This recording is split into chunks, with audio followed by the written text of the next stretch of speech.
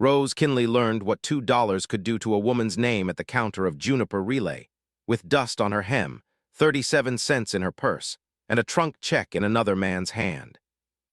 She had ridden 3 days in the stage with her knees turned sideways because the seat was built for shorter women. She had shared dried apples with a coughing widow, held a lantern while a wheel was mended in the dark, and slept sitting up while the other brides whispered about the ranches waiting beyond the Powder River Road. By the time the stage stopped at Juniper, her gray traveling dress had a tear near the cuff, and her braid had come half loose under her hat. Still, she stepped down straight-backed. Mercer Vale looked at her once and changed his mind. He stood inside the relay office with a polished hat, a narrow black tie, and boots too clean for the yard outside. He had written 3 letters to the agency in St. Joseph asking for a wife who could keep books, cook plain, and help manage a boarding contract for his freight men. Rose had answered because she could do all 3, and because the agency clerk had said Wyoming men valued strong women. Mercer looked from the top of Rose's bonnet to the ground near her boots, and every person in the relay office saw the moment he decided her future was no longer worth the fare that had brought her west. "You're taller than I ordered," he said. The station keeper, Abel Crow, coughed into his fist. Ivy Bell, the other bride who had traveled west with Rose, suddenly found the ticket ribbons on her glove very interesting. Rose kept her voice even. "Letters do not usually carry height, Mr. Vale. Mine said I was 28, sound in health and willing to work. All of that is true." "A wife should not look over a man's shoulder when he is speaking." Mercer turned to Abel. "Send her back." Abel shifted behind the counter. "Return stage does not leave until Thursday. Her trunk is in the freight room. There is the meal hold and handling fee, $2. Rose had 37 cents in her purse. Without that trunk, she had no clean dress, no letters, no agency papers, and no proof that she had come west as a working adult woman instead of a problem somebody else could name. Mercer took the brass trunk check from the counter before she could reach it. "Then keep the trunk until she pays, or send the agency the bill. I will not have Juniper saying Mercer Vale took a woman no man can stand beside." The room went still in the way rooms did when people heard cruelty, and decided it was cheaper not to hear it. Ivy looked at Rose just for a breath.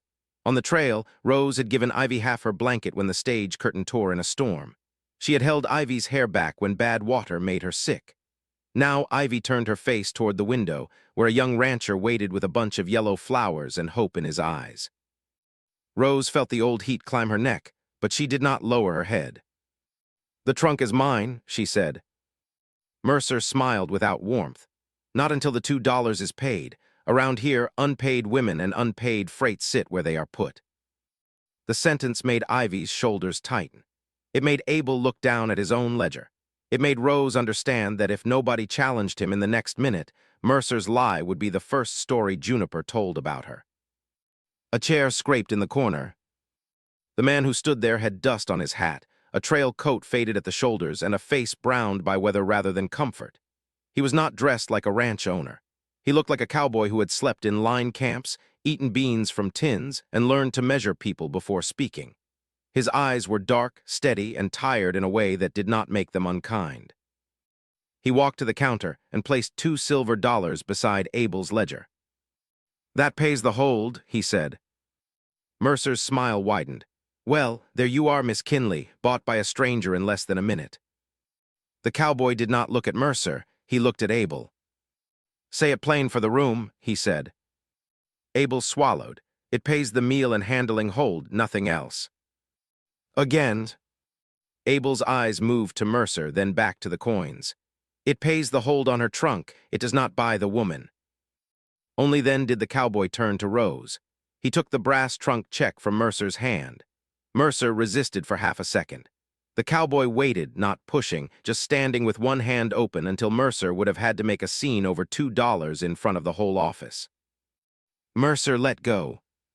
The cowboy offered the check to Rose with his palm flat, as if even touching her fingers without permission would make the rooms lie worse. "Name's Harlan Voss," he said. "I run cattle with my brother at the Bar V. If you need a place until Thursday's stage, we can pay day wages for cooking and mending." Mrs. Pike from the wash house sleeps in our kitchen some nights when her husband drinks, so there is a woman near if that matters to you. If it does not suit, I will ask Mrs. Pike to walk you to the church parlor." Rose looked at the trunk check in his hand.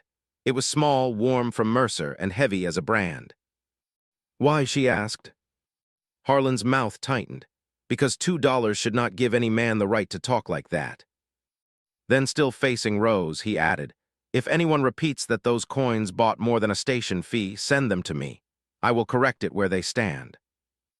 If frontier love stories are your kind of trail, subscribe for more clean, romantic Wild West tales." Mercer laughed under his breath. "You just made yourself a story, Voss." Harlan finally looked at him. "Then I will make it a true one." Rose took the trunk check. Outside, the relay yard had gone quiet enough for harness bells to sound sharp. Ivy's young rancher stood near the stage horses, flowers hanging low in his hand. Ivy hurried toward him, pale and smiling too brightly. Rose watched her go, and the hurt of that silence cut deeper than Mercer's words. Cruel strangers were one thing. A woman who had taken your blanket and then saved herself with your shame was another. Harlan must have seen something in her face, because he stepped aside instead of closer. "You owe me nothing," he said. "Not thanks, not work, not trust. The $2 are gone, that is all." He took one step back after saying it, giving the space the same weight as the words. Rose had heard men use soft words as ropes. This did not sound like that. It sounded like a man setting a knife down where she could see both blade and handle. "I can cook," she said. "I believed that before you said it." That was the first thing he gave her that was not safety. It was notice. Real notice. Not of her height, not of her awkward bonnet, not of the way she took too much space in rooms built for smaller women. He noticed what she had claimed she could do, and he believed it without asking the room to laugh first. Rose lifted her chin. "Then I will work until Thursday for wages." "For wages," Harlan said. Mercer leaned against the counter, easy as a snake on warm rock. "And when Thursday comes?" Rose answered before Harlan could. "Then I will decide what Thursday means." The Bar V wagon had a cracked sideboard and a good team. Harlan lifted Rose's trunk into the back himself, though one of Abel's boys offered. He did not touch Rose's elbow when she climbed up. He stood near the wheel, ready if she slipped, but let her find her own balance. It had been a long time since anyone let Rose be ungainly without making a sport of it. On the road out of Juniper, the relay station dropped behind them in a haze of yellow dust. Rose sat on the wagon bench with a foot of space between them. Harlan held the lines loose, not trying to fill silence. The land opened brown and silver on both sides, sagebrush shivering in the dry wind. "Mr. Voss," she said after a while, "if your brother did not agree to hiring me, you may set me down at the church instead." "My brother Owen agrees to very little before arguing. That is how I know he is alive." It was dry enough that Rose almost smiled. Harlan saw the almost and looked away quickly, as if even her smile was not his to take. "He will worry," Harlan said. "Mercer Vale controls a boarding table and a freight line. We need winter mares. Mercer's credit can sour a sale. Owen will say I should have thought of that before putting money on Abel's counter." "Should you have?" "Yes." Rose turned to him. Harlan kept his eyes on the team, but thinking longer would not have changed what I did. The words settled between them. They were not pretty, they were better than pretty. The Bar V sat in a shallow draw where cottonwoods had survived by stubbornness. The house was bigger than Rose expected and lonelier than it should have been. A porch ran along the front. 3 chairs stood there, but only one had fresh wear on the arms. The kitchen windows were clean. The yard was swept. Everything looked cared for, and everything looked as if the caring had stopped halfway through a sentence. A man came from the corral wiping his hands on a feed sack. Owen Voss had Harlan's height but not his stillness. His hair was lighter, his face sharper, and his eyes went first to Rose's trunk, then to Harlan, then to the road behind them as if trouble might be riding close. "Tell me you did not," Owen said. Harlan climbed down. "I paid a station hold." For a bride Mercer Vale rejected. Rose stepped down before Harlan could answer. "For my trunk, Mr. Voss, not for me. I am Rose Kinley. I can cook, mend, keep accounts, and leave when the Thursday stage comes." Owen's mouth opened, then closed. Harlan's eyes lowered for the barest moment, and Rose understood he was hiding approval. Owen took off his hat. "Ma'am." It was not welcome, but it was manners. Rose accepted it as a starting place. Inside, the kitchen had a broad table scarred by years of knives, cups, and elbows. 3 places could have fit on each side. Only one tin plate sat near the stove. On a shelf by the back wall stood a wooden crate covered with a folded flour sack. A carved horse's head poked from beneath the cloth. Rose looked away before it became staring. Harlan noticed anyway. "My sister's boys," he said quietly. "Fever took Clara and both little ones 4 years back. Owen was on the North Range. I was here." There was no invitation in his voice for pity, only fact laid down because the crate had spoken first. Rose thought of the relay room, of Mercer measuring her like a wrong-sized plank. She thought of the 3 chairs on the porch and the house that looked swept but not lived in. "I am sorry," she said. Harlan nodded once. "There is flour, beans, half a ham if Owen did not feed it to a dog by mistake." "That dog had better have said grace," Owen muttered. This time Rose did smile. Harlan saw it, and something changed in his face so quickly she might have missed it if she had not spent years watching people decide whether she was a burden. His eyes warmed, then shuddered. He wanted that smile. The wanting frightened him. It frightened Rose too. She turned to the stove. "If I am paid by the day, I will start with supper." Owen crossed his arms. "We cannot have Mercer riding around saying we took what he cast off." Rose set her purse on the table. "He did cast me off. That part is true. What happens after is not his to name." Harlan looked at his brother. "Day wages, Thursday stage, no claim." "And if she chooses not to take the stage?" Owen asked. The room tightened. Harlan did not look at Rose, which made the answer matter more. "Then she still chooses," he said. Rose had to turn back to the stove before her face gave away too much. Supper was beans thickened with ham, corn cakes fried crisp, and coffee strong enough to make Owen respectful. Rose found dried peaches in a tin and made a skillet sweet that neither man expected. Owen ate 2 helpings while pretending not to be impressed. Harlan ate slowly, as if every bite carried memory. When Rose reached for the hot skillet, her sleeve slipped, and Harlan saw the red welt on her wrist from the stage strap. "You were hurt," he said. "Only rubbed." He rose and fetched water from the pump. He set the basin near her, then backed away. "Cool water helps," he said. Rose dipped her wrist. "You always move away after helping." "Only when staying close might be mistaken." She looked up. He had said it simply, but color had risen under the weather brown of his face. He was not a man without feeling. He was a man holding feeling by the reins with both hands. "Mistaken by whom?" Rose asked. His gaze met hers then, directly, carefully. "By me, maybe." The kitchen went very quiet. Owen, who had been scraping the pan, suddenly decided the woodbox needed attention outside. Rose should have looked away. Instead, she kept her hand in the water and let herself be seen.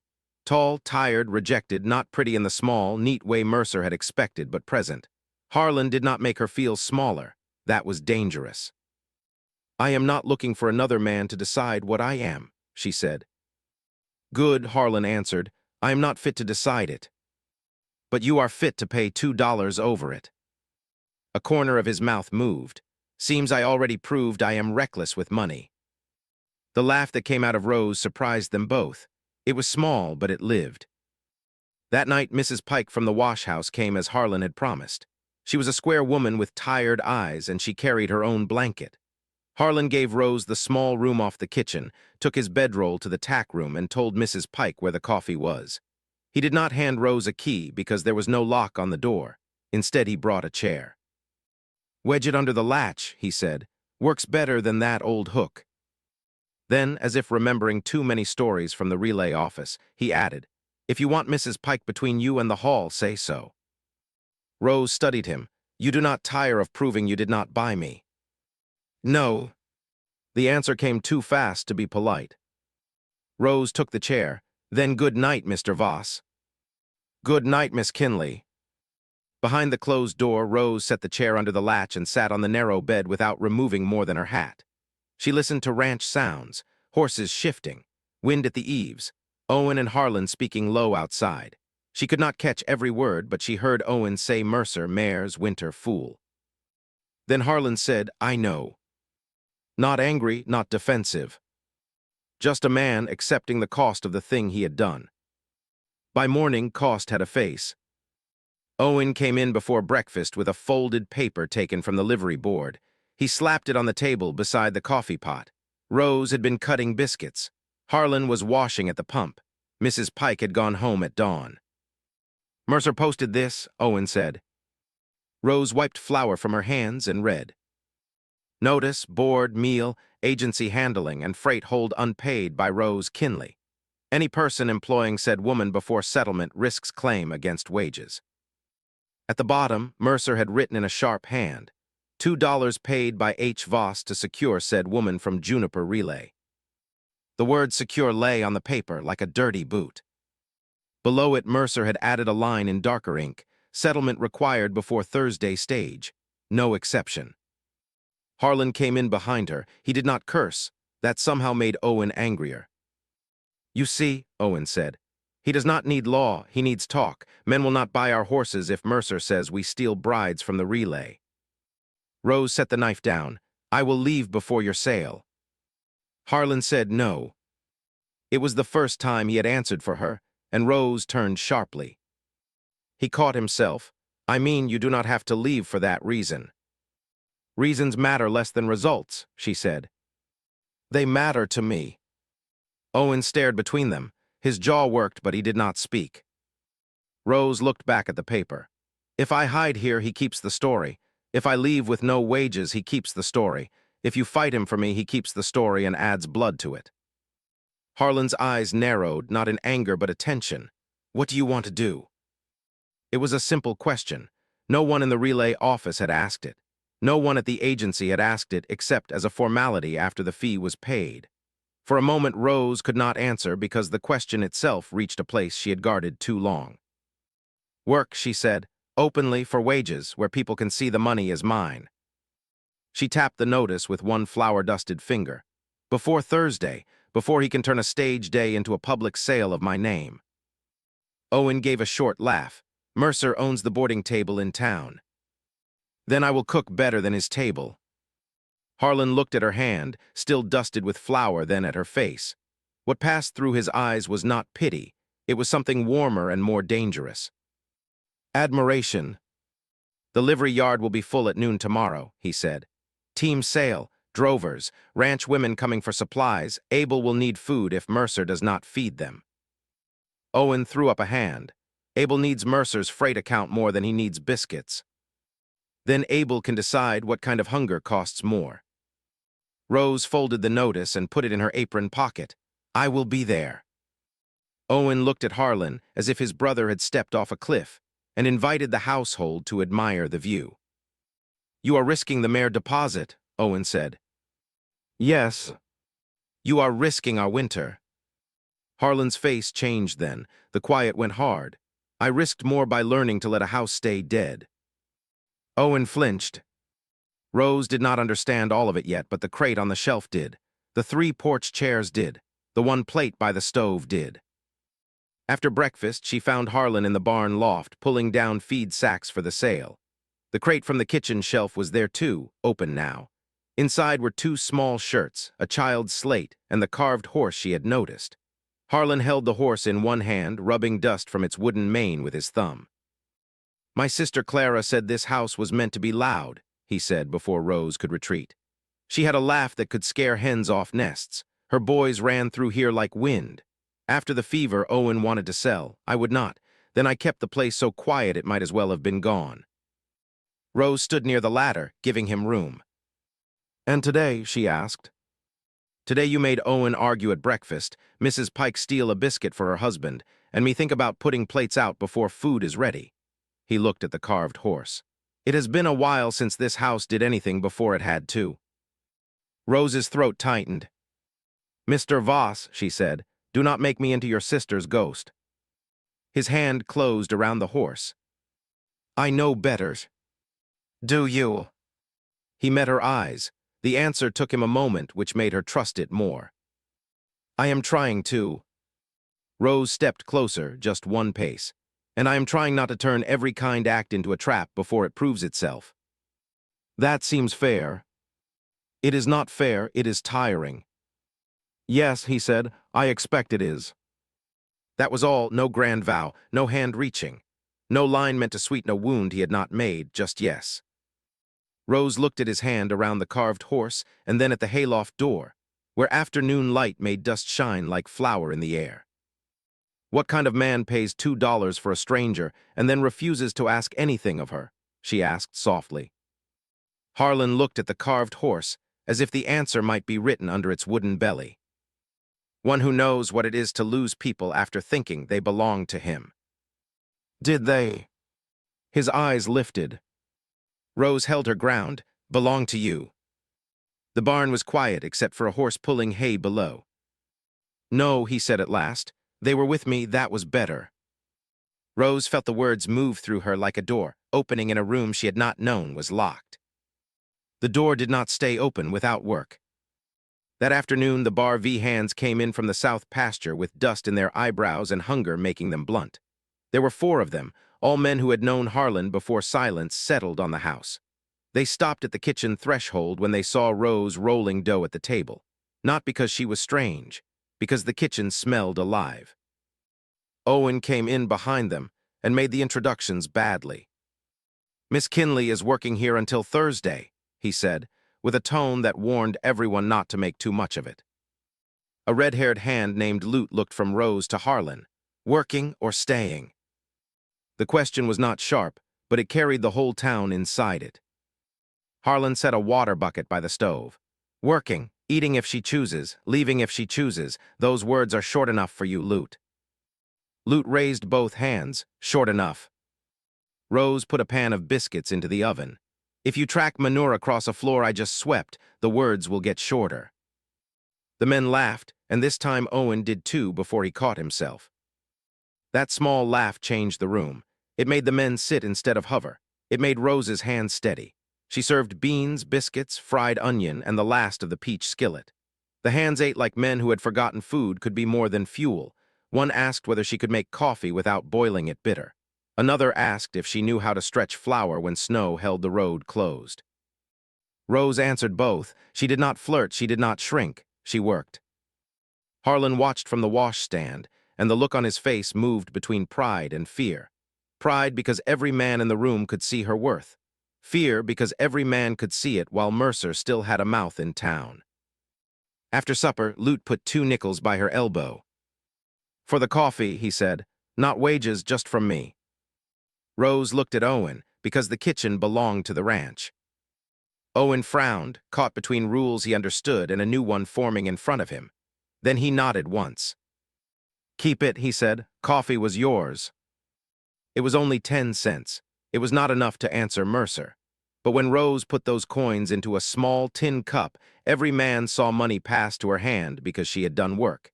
It was the first crack in Mercer's word secure.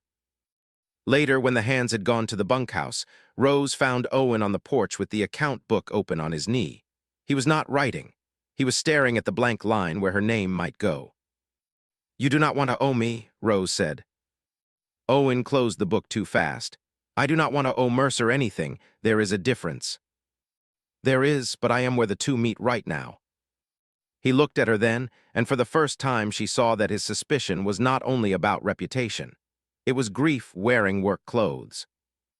Harlan kept Clara's room exactly as it was for nearly a year, Owen said. Would not move a cup, would not sell the extra milk cow, would not let anyone sit in the chair she favored. Then one morning he cleared it all at once and said the house was a ranch house, not a shrine. But after that he stopped bringing anyone into it, stopped wanting things where anybody could see. Rose sat in the second porch chair, leaving the third empty between them. And you think I am a want he is showing too fast. Owen rubbed both hands over his face. I think my brother has gone 4 years with one plate at the stove, and then you walk in after a cruel man throws you away, and suddenly he is ready to lose a horse sale over you. That sounds foolish when you say it plain. It is foolish. It is also not the whole truth. Owen looked at her. Rose held his gaze. Your brother did not pay $2 because he wanted me. He paid it because Mercer was wrong. What he wants after is his burden to carry honestly. What I want after is mine. You may judge whether I work well here. You may judge whether I keep accounts clean. But do not judge me as the fever that took your sister. I was not there. Owen flinched, as if she had struck a bruise. He had been pressing himself. For a long moment, the porch held only the sound of insects in the grass. Then Owen opened the account book again. He wrote one line, slow and hard. Rose Kinley supper coffee, 10 cents, paid direct. Not ranch wages yet, he said, but not nothing. Rose looked at the line until the ink dried. Not nothing, she agreed. The next morning tested that small line. Mercer's 2 freight hands rode to the Bar V just after sunrise, while Harlan and Owen were in the lower corral. Rose was alone in the yard with Lute and a boy named Amos, both mending a water trough. The riders did not come to the porch. They went straight to the wagon shed where Rose's trunk sat under a tarp. Lute stood. You boys lost. Mercer Vale says this trunk is disputed freight, one rider said. We are taking it to town until the claim is settled. Rose came out with flour on her sleeves. The rider gave her the kind of look men used when they had been told a woman was already beaten. Best stand aside, ma'am. This is paper business. Then show me the paper. He had a paper, that was the trouble. Mercer had written enough words on it to frighten men who did not care to read closely. Rose took it before the rider could decide whether to hand it over. Her eyes found the same lie. Secured by H. Voss, unpaid handling, wage claim pending. This says what Mercer wants, Rose said. It does not say what is true. Truth is for courts, the rider said. We move freight. He reached for the trunk. Rose stepped between him and the wagon shed. She knew it was foolish in one way. He could lift her aside if he cared to. But she had learned that a body placed in the path could force people to reveal what kind of wrong they were willing to do in daylight. You will not touch it while I stand here, she said. The rider cursed under his breath. From the corral, Harlan saw the movement and came at a run. Owen was behind him. Lute picked up a hammer, then looked at Rose and set it down again. Good, she thought. She did not need another man turning her trunk into a fight before witnesses understood the claim. Harlan stopped beside Rose, breathing hard. Problem. Mercer's men are here for my trunk. Harlan looked at the rider. Leave. The rider tried a smile. You going to shoot over a woman's dresses? No, Harlan's voice was flat. I am going to remember who takes orders to steal from my yard. Then I will remember it when you need feed, water, a line camp bunk, or a man to pull you out of spring mud. That landed harder than a gun would have. The Bar V was not rich, but its wells mattered. Owen stepped beside his brother. And I will remember it when team contracts are read at the livery. The riders looked less certain. Rose took the paper, folded it once, and put it in her apron. Tell Mr. Vale his words reached me. Tell him mine will reach him tomorrow at the livery. The rider's eyes flicked to Harlan. Rose snapped, I said tell him. He looked back at her then, really looked, and for the first time he seemed to wonder whether Mercer had handed him a simple errand or a snake. They rode away without the trunk. Only after the dust settled did Harlan turn to Rose. The fear in him was plain now. You stood in front of 2 men alone.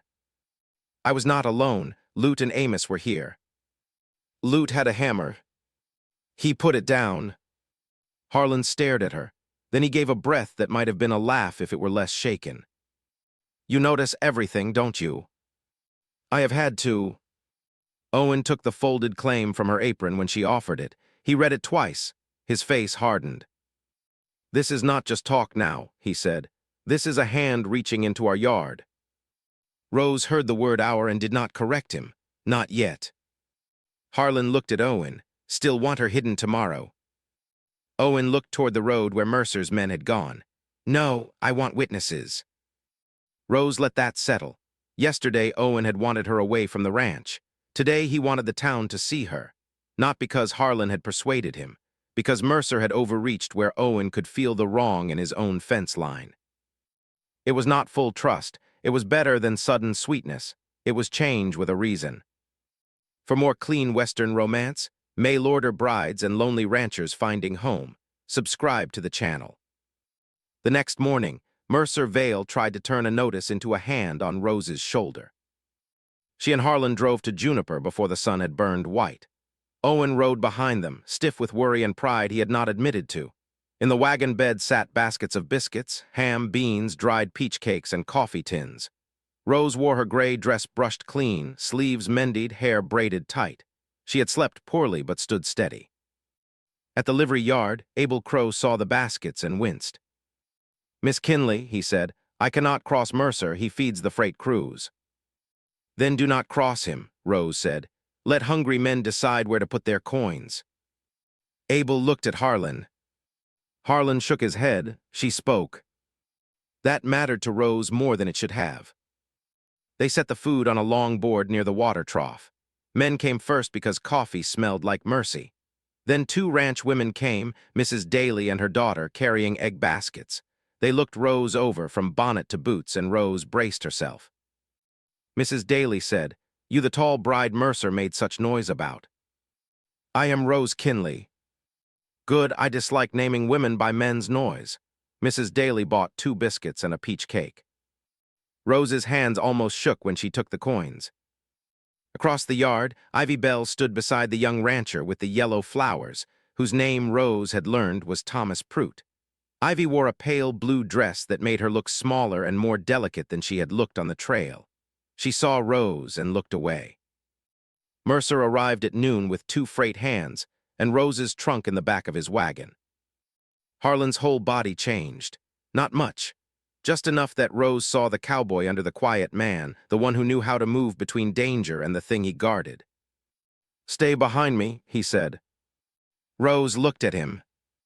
He corrected himself before she had to. "Stand where you choose." She chose beside him. Mercer swung down and lifted the brass trunk check for the yard to see. "Property dispute," he called. "This woman owes board, handling, and agency costs. Any wage paid to her comes to me until settlement." A few men stepped back. One drover put his coin back in his vest. Abel's yard boy stopped mid-step with a coffee cup in his hand. Not because they believed Mercer, Rose thought, but because stepping back was the cheapest thing in the world. She remembered the relay office. Not again.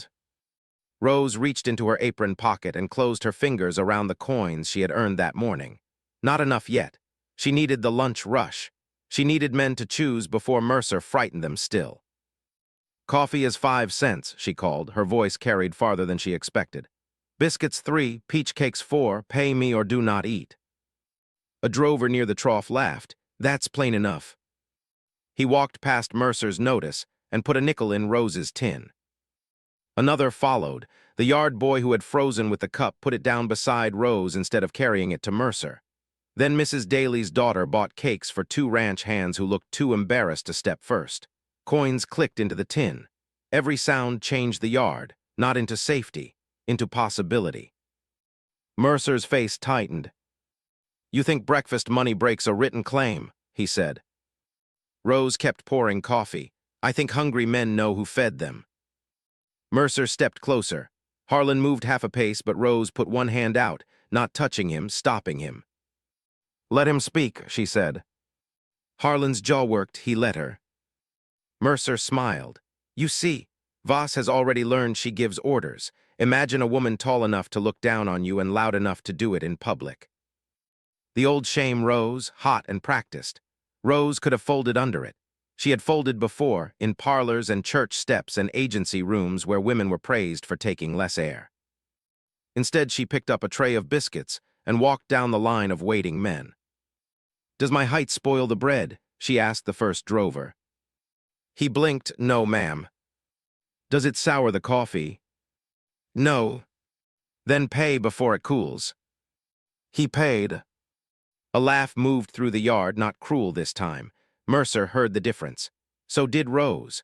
So did Harlan, whose eyes followed her as if she had just done something braver than facing a gun. But Mercer had not come to be laughed down.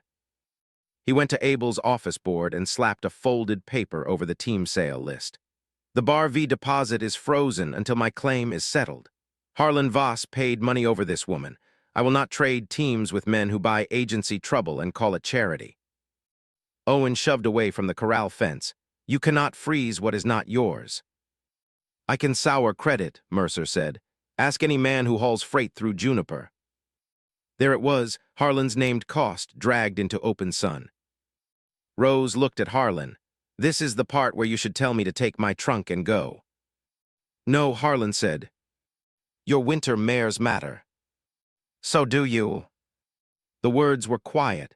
They struck her harder than Mercer's insults because they asked for belief. Mercer heard them too, his eyes sharpened. Careful, Voss. A man can lose a ranch trying to prove he did not buy a woman he plainly wants. Harlan took one step forward. Rose caught his sleeve. This time she did touch him, just 2 fingers on worn cloth. He stopped as if she had pulled a rein tied to his heart. Not yet, she said. She went back to the table and counted the coins in the tin. $1.63. Not enough. She needed 37 cents more, the same amount she had owned in the relay office. The smallness of it almost made her laugh. Then Owen walked to the table. For a moment Rose thought he meant to pay the rest. If he did, it would help, but Mercer would say Harlan's family had bought her twice. Owen took off his hat and set it beside the coffee pot. Bar V men eat here, he said loudly. On account, Miss Kinley keeps the tally. Rose stared at him. Owen looked uncomfortable enough to bite a nail in half. We have 6 hands coming in by dusk. Put them down for supper if you will have the work. Mercer snapped, you fool. Owen turned. No, I am late, different sin.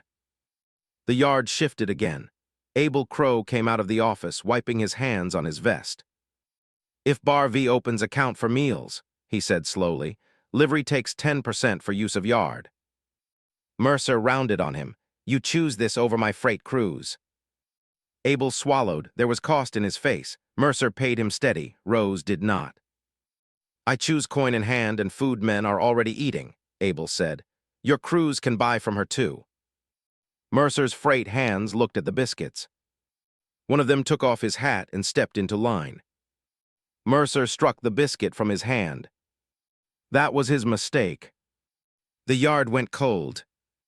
Mrs. Daly's daughter gave a sharp little gasp. Abel's yard boy bent to pick up the biscuit, then stopped when Harlan moved first. The drover who had hidden his nickel took it back out and held it where Mercer could see. Harlan moved, but not toward Mercer. He moved to the fallen biscuit, picked it up, dusted it, and held it out to the freight hand. Your choice, he said. The man looked at Mercer, then at Rose, then he took the biscuit. Mercer's control cracked loud enough that no one needed a judge to hear it. Put me down for coffee, too, the freight hand said, not loudly, but loud enough. Rose counted the new coins with fingers that no longer shook. $2 exactly lay in her palm, warm from many hands. She walked to Mercer and placed the coins on the livery table between them. The hold is paid, she said. By wages I earned, not by Mr. Voss, not by you, the $2 are finished. Mercer stared at the coins. Then he laughed too sharp. You think that proves anything? You still came under agency contract, you still ate station food, you still rode under my arrangement. A small voice said no. Ivy Bell stood near the wagon, her blue dress dusty at the hem. Thomas Pruitt had gone pale beside her. Ivy's hands twisted together. She fed me on the trail twice. She gave her blanket when I was sick. The station meal she is charged for was half given to me. Mercer knew because I told him when we arrived. He said quiet brides made better wives. Thomas stared at her. Ivy. Tears stood in Ivy's eyes, but she did not let them become the whole payment. She turned to the yard. I let Rose stand alone because I wanted my own match safe. That was cowardice. If Thomas will not have me now, that is the cost I earned. But Mercer is lying. Thomas lowered the yellow flowers slowly. Rose felt the hurt in that, even after everything. Ivy had paid with more than apology. She had paid with the future she had stayed silent to protect. Mercer lunged for the coins. Enough. Abel, hold that trunk. Harlan Voss, your deposit is done. Boys, load her trunk back on my wagon. No one moved. Mercer's face darkened. I said load it. His freight hand, the one with the biscuit, shook his head. I haul freight, I don't haul women. The other hand stepped back too. Abel took Mercer's folded credit slip from the board. His mouth trembled, but he tore it once down the middle. No livery credit until you settle cash, Abel said, and no trunk held on my yard after the hold is paid. He took the torn pieces to the stove barrel by the office door and dropped them in where everyone could watch Mercer's credit become scrap. Mercer turned to Owen. You will regret letting a tall stray cook your ranch poor. Owen's face reddened. He looked at Rose, then at the long table where men still held her biscuits, then at Harlan. Something in him seemed to give way, not like breaking, but like a door finally pulled open. Bar V account stands with Miss Kinley, Owen said. If our men eat, she writes the tally. If we buy mares, Harlan signs. If you want to sell teams, take cash somewhere else. Mercer made one last try. He grabbed Rose's trunk strap and hauled. Rose stepped forward and put her hand on the trunk first. No, she said. Not shouted, not pleaded. One word solid as a post. Harlan came to her side, but he did not cover her hand. Owen came to the other side. Abel came out from behind the table. Mrs. Daly's daughter took the trunk's other handle. Mercer looked at all of them and understood at last that the $2 were not the only thing he had lost. He had lost obedience. He had lost the room that silence gave him. He had lost the story. Abel pointed toward the road. Your wagon is blocking the yard. Move it, Mercer. Mercer looked as if he might strike him. Then Harlan said, try. It was the only threat Harlan spoke all day. He did not need another. Mercer backed away first. His freight hands did not climb onto his wagon until after he did. The team sale went on without his name called. By late afternoon, the Bar V deposit held. Abel had sold 2 horses to Owen under cash terms, and 2 drovers had scratched Mercer's freight mark from their tally cards. Rose's trunk stood beside the Bar V wagon with dust on top and nobody's hand on it but hers. The 2 silver dollars remained on the table until Abel pushed them toward Rose. Hold was paid once, he said, and wrongly held after, keep them. Rose looked at the coins. They are ugly money. Mrs. Daly, who had stayed long past her errands, said, then make them do clean work. That night, Ivy came to the back step of the livery where Rose was washing cups. Thomas Prout was not with her. Her face looked younger without hope painted over fear. He asked for time, Ivy said. Rose dried a cup. You told the truth knowing he might. Too late. Yes. Ivy flinched, but Rose would not make cheap comfort from an expensive wound. After a moment, Rose added, but not useless. Ivy nodded. She reached into her reticule and took out a pair of gloves Rose had thought lost on the trail. You dropped them when I was sick. I kept meaning to return them. Then I liked having one thing that proved someone had cared for me before I reached here. Rose took the gloves. That was not yours to keep, she said. I know. Ivy's tears fell then, but she wiped them herself. Mrs. Daly said she needs help at her place until Thomas decides. I will work there. I told her why. That mattered, public correction. Lost ease, work under the eye of someone who knew the wrong. And Mrs. Daly had made Ivy say it in front of her daughter before offering the work, so the truth would not shrink back into a private apology by morning. Not forgiveness wrapped in a ribbon, but repair with dirt under it. Rose put the gloves in her pocket, then work well. Ivy gave a shaky nod and left. Harlan had watched from the wagon, far enough not to intrude, close enough that Rose did not feel alone. When Ivy was gone, he came over with his hat in his hands.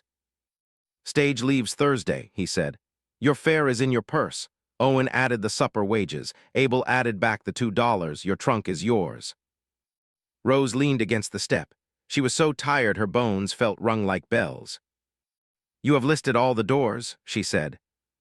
I want you to see them. And if I choose yours. His hands tightened on the hat brim. Then I will spend a long while making sure it stays a door and never turns into a latch. Rose looked across the dark yard. Juniper Relay did not look kind now exactly, but it looked changed. That was something. You said your house was meant to be loud, she said. Harlan's breath caught. I did. I do not know if I am loud. You made a whole yard hear one word. She looked back at him. No. His smile came slow and unguarded. Yes, that word. Something inside Rose, tired of standing braced, wanted to step toward him. She did not yet. Wanting was not choosing. Choosing needed daylight. Harlan seemed to understand. He offered his hand only to help her down from the step.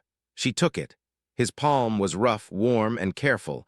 He released her the moment her boots touched ground. On the ride back to Bar V, Owen drove so Harlan could sit in the wagon bed near Rose's trunk. Rose sat on the bench with the night wind on her face. No one spoke for a long stretch. Then Owen cleared his throat. "I was wrong," he said. Rose turned. Owen kept his eyes on the road. "Not only late, wrong. I saw trouble and called it by your name because that was easier than calling it Mercer's." It was a better apology than she had expected from him. "What will you do with being wrong?" she asked. Owen nodded, as if he deserved the question. "Put your name on the Bar V meal account tomorrow, if you choose to keep cooking. Pay you from ranch money, not Harlan's pocket. Let the men know orders from the kitchen stand when they concern food stores." Rose looked back at Harlan. He seemed as surprised as she was. "That is a beginning," she said. "I hoped it might be." The Bar V house had a lamp in the kitchen window when they reached it. Mrs. Pike had left it, along with a note saying she would sleep at her sister's and that Rose could keep the chair under the latch if she wanted. Rose smiled at that. The house did not feel dead tonight. It felt as if it had been holding its breath and had finally dared to exhale. There was still work to do before morning could mean anything. The Bar V hands had come in ahead of them, and the story from Juniper had outrun the wagon. Lute met them at the porch with his hat pushed back and his face bright with questions he was trying not to ask. Amos stood beside him holding a broken harness strap like he had forgotten why he carried it. "Mercer really lose the team call?" Lute asked. Owen climbed down stiffly. He lost his credit at Abel's yard. The team call went to cash men. "Did Miss Kinley put the money down herself?" Rose stepped from the wagon before Harlan could offer a hand. "I did." Amos grinned. "Wish I'd seen his face."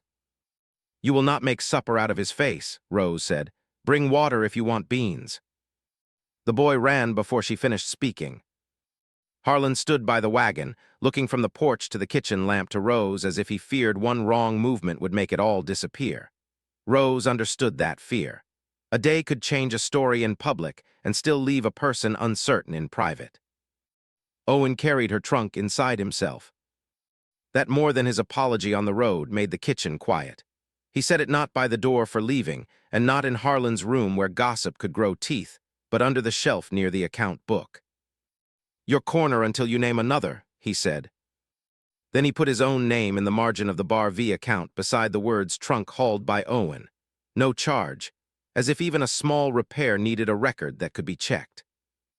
Rose put a hand on the trunk lid. "Thank you." Owen nodded, then looked at the single plate by the stove.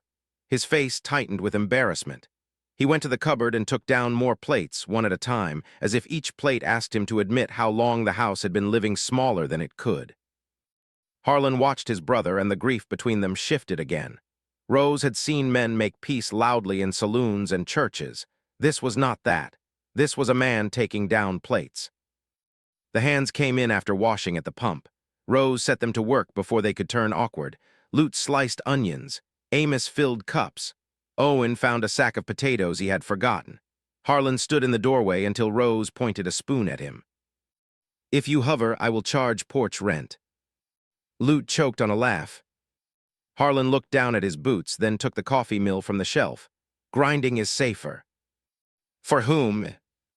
His eyes lifted to hers. Warmth moved there, open and quick. "All of us likely." The room laughed, and this time nobody stopped it. The sound hit the rafters strangely, not because the rafters had never heard laughter, but because they remembered it and had not expected to hear it again. After supper, Owen opened the ranch account book in front of everyone. "Miss Kinley," he said, formal as a judge and read as a schoolboy. "Bar V owes for supper for 8 men, coffee, and tomorrow's breakfast if you agree to make it." "I agree to make breakfast," Rose said. "If supplies are counted and waste is charged to the man who wastes it." Lute groaned. "She means me." "I have known you 1 day," Rose said, "and still yes." The hands laughed again. Owen wrote the line, not Harlan.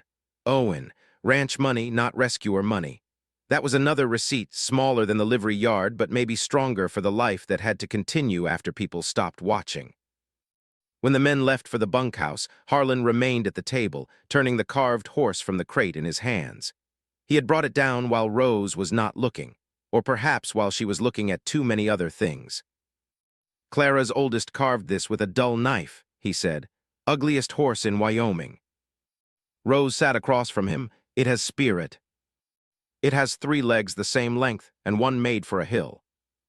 Then it knows how to stand uneven. That is a useful skill. Harlan smiled, but the smile faded into something tender and sore.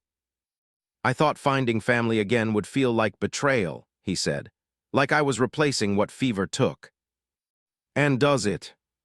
He looked around the kitchen, plates washed, account book open, Rose's trunk in the corner, Owen's hat on a peg he had not used in years because he never used to stay inside long enough to hang it. No, he said. It feels like the house is telling me I kept it empty for the wrong reason. Rose wanted to reach across the table. She kept her hands folded, not because touch would be wrong, but because the day had been full of claims, and she wanted every tenderness between them to arrive unforced. Empty can feel loyal, she said. Yes, but it does not feed anyone. He looked at her then with such open affection that Rose forgot the next breath she meant to take. You do, he said. The words were simple, too simple almost, but they held more than cooking. They held the yard, the trunk, the coins, the way she had stood between Mercer and Harlan's dead when Mercer tried to soil them. Rose looked down at the account book. Do not turn gratitude into courtship before morning. I will not. And do not turn hunger into love. Harlan's answer came slowly. No, hunger grabs this waits. Rose let herself look at him again. Does it? It has to. Outside, a horse stamped in the dark. Inside, the lamp hummed faintly. The silence between them was not empty. It was full and disciplined, like a team held at a gate until the driver gave the word. Owen came in for water, saw them sitting across from each other, and immediately looked at the ceiling. I am blind, he announced. Rose laughed before she could stop herself. Harlan laughed too, and Owen, trying to escape his own awkwardness, knocked his shoulder into the doorframe. That made Lute call from the bunkhouse. House loud enough yet. Harlan's laughter broke harder then. It caught him off guard. For 1 second, grief and joy crossed his face together, and Rose saw the family he had lost not as a shadow over her, but as roots under the room. Later, when the house settled, Rose went to the small room off the kitchen and found the chair already near the door. Not wedged under it, just near enough to use if she wished. On the bed lay a folded, clean blanket. No note, no speech, no claim. She stood there for a while with her hand on the blanket. Then she moved the chair under the latch herself. Not because she feared Harlan, because choice repeated became truth. In the morning, Rose woke before sunrise and found the kitchen cool. Her trunk stood in the corner. Her purse sat on top of it, heavier than when she arrived. Stage fare. Wages, 2 ugly silver dollars. Beside the purse lay a folded paper in Owen's square hand. Stage leaves Thursday, but Abel says a freight wagon goes east today as far as Belle Fourche. Paid seat available. No one has been told. Your decision. Rose read it twice. It was one thing to say the road was open. It was another to put a wagon under the words before breakfast. She dressed with slow hands, then carried the note to the yard. Dawn had barely grayed the cottonwoods. Owen was by the corral, tightening a cinch on a bay mare. He saw the paper in her hand and looked away first, which told Rose the note had cost him some pride. Harlan, no, she asked. No. Why not? Owen gave the cinch another pull it did not need. Because if he knows before you decide, he will try not to look like he cares, and that will make the whole yard ache. Rose almost smiled. You are learning him. I knew him before, I forgot parts. That answer softened something in her. She had not meant to soften toward Owen yet. Why arrange it? She asked. Owen turned then. His face was tired but honest. Because yesterday I said I wanted witnesses. Witnesses are easy when a man is wrong in public. Harder when a woman needs a quiet road and nobody cheering either way. Rose folded the note, and if I take it, I will load the trunk myself. I will tell Harlan after the wagon turns. He will hate me for half a day and then know I did right. Will he? Owen looked toward the house. If he does not, he is not the man I remembered. Rose put the note in her pocket and walked to the wagon shed. Her trunk sat where Owen had left it the night before. Not hidden, not guarded. She lifted one end. It was heavy but movable. She dragged it 3 feet toward the door before Harlan's voice came from behind her. Going somewhere? Rose stopped. The question was quiet, but it held all the things he was trying not to put in it. She turned. Harlan stood in the doorway with his coat half-buttoned, hair damp from the pump, eyes already braced. Maybe, she said. He nodded once. It was a good nod. It did not break. Do you need help loading it? That question went through her harder than any plea would have. You would help. I would hate every board of the wagon, he said, but yes. Rose looked at him for a long moment. Owen arranged a seat east. Something moved in Harlan's face, quick and painful. He turned his head toward the corral. Owen suddenly became very interested in the bay mare's hoof. Good, Harlan said. Is it? He met her eyes. It is good that you can go before anyone in this house learns how to make wanting you sound like duty. Rose's hand tightened on the trunk handle. That is a careful sentence. I have been awake since 3 building it. Despite herself, Rose laughed. It came out small and rough. Harlan's mouth softened, but he did not step closer. If you take that wagon, I will send Mrs. Pike with you to town so Mercer does not trouble the loading. If you want nobody from here, I will honor that too. Abel can send a boy. And if I stay? His eyes held hers. Then breakfast will need making. That is all. No, he swallowed, but it is the first honest thing that would need doing. Rose looked down at her trunk. In St. Joseph, she had packed it because leaving was survival. At Juniper Relay, Mercer had held it because control often began with ordinary objects. At Bar V, Owen had moved it under a shelf and Harlan had offered to load it away. The same trunk had been burden, bait, claim, and now choice. She let go of the handle. I am going to make coffee, she said. Harlan's breath left him. He turned away for a second, not to hide triumph, but to hide how close he had come to grief. Rose touched the trunk lid. Do not look so relieved yet. Coffee is not a vow. He looked back and there was life in him now, dangerous and bright. No, but it is breakfast. From the corral, Owen called. I can still load the trunk if breakfast is bad. Rose picked up a small clod of dry mud and threw it at him. It fell short by a shameful distance. Owen looked at it, then at her. Tall but not a pitcher, he said. Harlan laughed so suddenly that the bay mare startled. Rose pointed toward the kitchen. Both of you will pay extra for coffee. They obeyed. Inside, she built the fire and set water to boil. Her hands knew what to do, which gave her mind room to feel the shape of the morning. She had not chosen forever.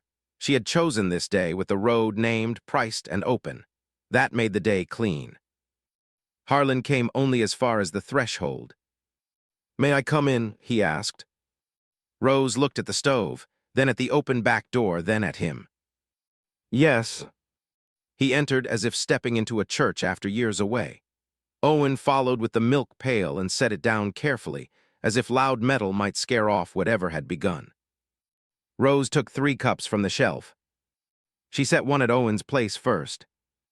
He noticed, his face changed, and for a moment he looked like a man receiving more grace than he had earned and less than he wanted. That was proper, Rose thought. Grace should not erase memory too quickly. You do not have to do that, he said. I know. I was hard on you. Yes. Harlan went very still by the doorway, but Rose kept her eyes on Owen. This was not Harlan's repair to manage. Owen took the cup in both hands. I will be hard again likely, I have a habit. Then I will charge for it. His mouth twitched. Fair. No, Rose said, and the word was gentle but firm. Fair would have been you seeing Mercer clearly before his men came for my trunk. This is repair. Repair is slower. Owen looked down into the empty cup. Then I will be slow and useful. That answer could stay. Rose poured coffee. She poured Harlan's next, then her own. The order mattered only because she chose it. Yesterday, every cup in every public room had told her where she did not belong. This morning, a cup was not a claim. It was a place she could fill or leave empty. The knowledge that she could leave was no longer a line someone had handed her. It was physical. Her trunk was movable. Her purse held fare. Owen had named a wagon. Harlan had offered to load it. No one at Bar V had hidden her road behind kindness. For the first time since St. Joseph, staying could mean something other than being stuck. They ate with the back door open. The morning air smelled of cottonwood bark, coffee, and horses. Lute came to the threshold once, saw the three of them at table, and backed away with the solemn care of a man who had stumbled into church. Amos shoved him from behind and whispered that breakfast smelled ready. Rose heard both and let them wait. "The men can eat after the account is written," she said. Owen reached for the book without being told. "Meals for ranch hands, waste charged to Lute." From outside came an outraged, "I heard that." Rose smiled into her cup. Harlan saw it. He did not hide that he saw it. The look between them lasted only a second, but it carried the whole road from the relay counter to this table. He had paid $2 in public and spent every hour afterward proving the money was not a leash. She had repaid the coins and spent every hour afterward proving she was not a rescued bundle to be set on a shelf. Between those truths, something had room to grow. "What will you do with the $2? Harlan asked. Rose glanced at the purse on her trunk. "I thought about throwing them in the well." Owen looked alarmed. "Please do not throw silver in my well." "Then I thought about giving them back to Abel." Harlan nodded. "You could." But Mrs. Daly said to make them do clean work. Rose rose from the table and took the coins from her purse. The silver looked ordinary in her palm. That almost offended her. Such small things had carried so much ugliness. She set them in a small blue bowl on the shelf above the stove. "They will stay there," she said, "until some woman needs a fare, a meal, or a trunk hold paid without anyone calling it purchase." Harlan's face changed. Owen set his cup down carefully. "Bar V can add to it." "Bar V can," Rose said, "if Bar V means it." Owen looked at Harlan, then back at her. "Bar V means it." There it was, not just family warmth, but a rule the house would live by after the story stopped being fresh. A second receipt, a way for ugly money to become clean work. Rose wrote it into the back of the account book before doubt could make anyone polite about it. $2 road fund, for release fare, food, or freight hold, never for claim. She sanded the ink and left the book open. Harlan read the line without touching the page. Owen read it after him. Neither man joked. Outside, Lute and Amos had gone quiet too, though Rose knew they were listening. "That line stays," Harlan said. Rose closed the book. "Then the house has learned something." "So have I," Owen said. Rose believed him enough for breakfast, which was all the morning asked. After the hands ate and the account book was closed, Harlan stood outside on the porch, not inside, though the morning was cold. He had a cup of coffee in one hand and his hat in the other. He looked as if he had been there a while. "You were waiting," Rose said from the doorway. "Yes." "For what?" "To see whether the door opened." She studied him. "You could have knocked." "I could have." "You did not." "No." The restraint in him no longer felt like distance. It felt like work he did for both of them. Rose stepped onto the porch. "Mr. Voss." His mouth twitched. "That sounds like bad news." "It is a question." He set the coffee cup down. Rose folded her hands so they would not tremble. "If I stay through the sale and perhaps after, I will be paid by the ranch, not by your pity. I will keep the accounts for meals if Owen means what he said. I will decide later whether to write the agency that I am no longer seeking placement, and if you ever speak of courtship before I am free to leave, I will pack." Harlan listened to every word, as if each one were a fence line he had no right to cross by accident. "Then I will ask now," he said. Rose went still. He saw it and shook his head quickly. "Not for courtship, for permission to ask later, when you say the road is open enough." The laugh that came from her was half breath, half ache. "That may be the strangest proposal I have ever heard." It is not a proposal. No. His eyes warmed. I would like it to become one someday if you wanted the same. There it was, want, clean and frightening, not hidden behind wages, not dressed up as rescue, not demanding an answer before she had eaten breakfast. Rose looked at the road beyond the cottonwoods, then at the house behind her, then at Harlan, who waited where he could be refused. You may ask later, she said. His face changed in a way she would remember all her life. Not triumph, relief, hope, and a grief that had loosened one finger from his throat. Inside, Owen banged a pan and pretended he had not heard. If anyone plans to work today, breakfast would help. Rose stepped back into the kitchen. She took 3 plates from the shelf, not 1, not 2, 3. Owen watched her set them down. There are more in the cupboard, he said gruffly, if the house gets loud. Harlan came in last. He stopped when he saw the table. The old kitchen, built for a family and used like a line camp, had 3 places set in a triangle of morning light. Rose looked at the small blue bowl on the shelf above the stove. For a moment she saw the 2 silver dollars there and remembered the relay counter, Mercer's hand on the trunk check, Ivy's silence, Harlan's voice asking able to say it plain. Ugly money, Owen said. Clean work, Rose answered. She opened the ranch account book to a fresh page and wrote in a steady hand. Rose Kinley, Meals and Household Stores, Bar V account. Under it, she copied the line from the back page so every hand who ate at her table would see it sooner or later. $2 road fund. For release, fare, food, or freight hold. Never for claim. Harlan stood at the threshold, still waiting, though she had already told him he might. Rose looked at him and then at the empty chair. Coffee is getting cold, she said. He came to the table. If you want more clean, romantic Wild West stories where rejected brides, lonely cowboys, and brave frontier women find a place by choice, subscribe before you ride on. Rose did not become smaller in that kitchen. Harlan did not ask her to. Owen passed the biscuits without being told, and the morning began with the sound of 3 cups, 1 account book closing, and 2 silver dollars left unused in the bowl while the door behind Rose stayed open to the road. By noon, every Bar V hand knew the rule, and none of them laughed when Rose pointed to the blue bowl. The road remained open.